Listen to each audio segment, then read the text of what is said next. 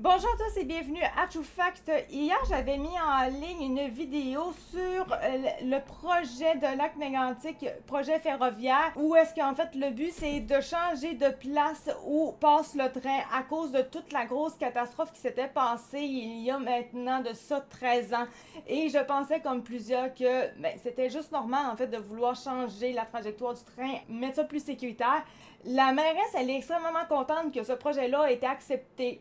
Mais ce n'est vraiment pas la majorité. En fait, il y a environ 10 à 15% seulement de la population au lac mégantic qui veulent de ce projet-là. En fait, c'est que le train s'en irait dans les places où est-ce qu'il y a de l'agriculture. Et s'il faudrait qu'il y ait un désastre à cet endroit-là, ça serait encore un plus grand désastre qu'on a pu voir il y a 13 ans chez eux. Quand on entend les gens de la région nous parler de leurs craintes face à ce projet, on comprend assez rapidement qu'il n'y a pas d'acceptabilité sociale nécessaire pour aller de l'avant avec le projet.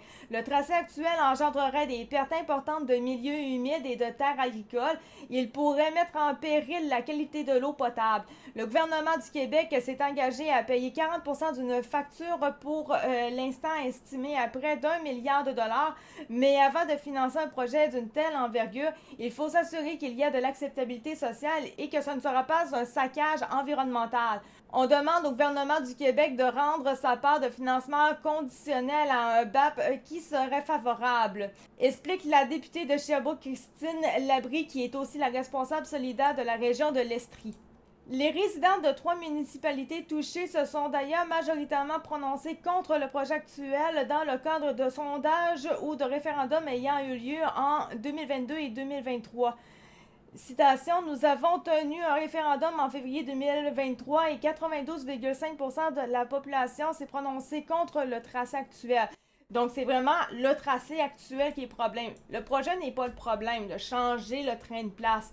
C'est juste où est-ce qu'il va s'envoyer que le monde n'est pas d'accord non plus avec ça.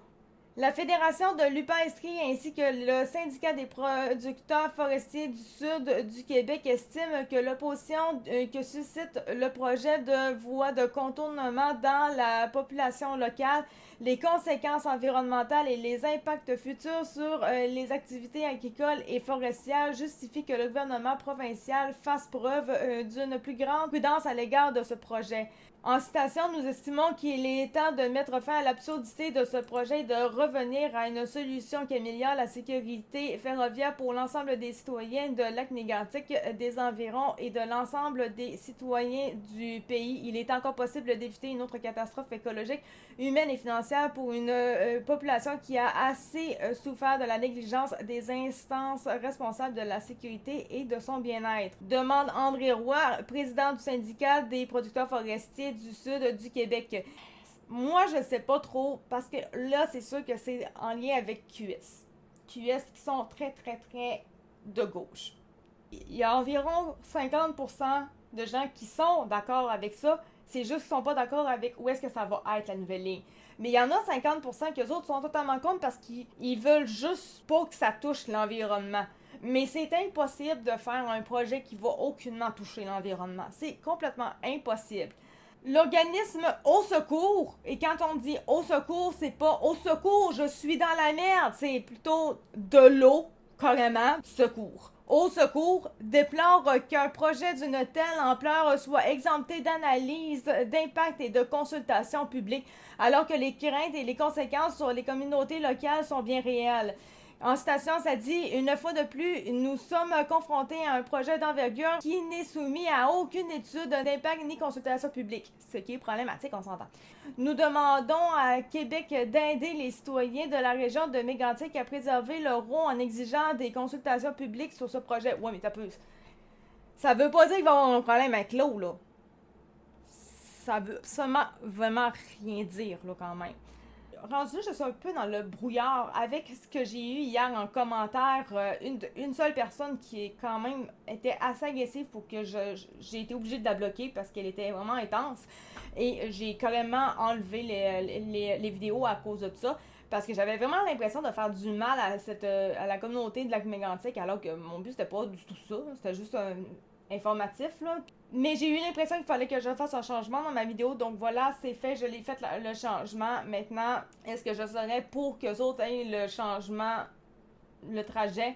si, selon une bonne partie de la population, genre 50% environ de la population, veulent que ça soit juste pas où est-ce que la ligne elle est prévue actuellement, que ça soit dans une place plus industrielle, que ça serait moins grave là. Rendu là, moi, ça serait OK.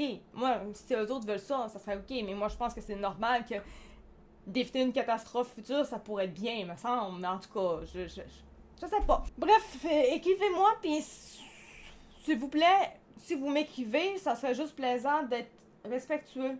Parce que hier, à 10h30, recevoir des commentaires, puis même en privé, très agressifs, je peux m'en passer. Mon but, ce n'est pas d'être méchant. Fait que rendu là, je peux m'en passer vraiment. Merci beaucoup de m'avoir écouté. C'était ActuCat de True Fact. On se retrouve pour une prochaine vidéo. Merci. Ciao, bye.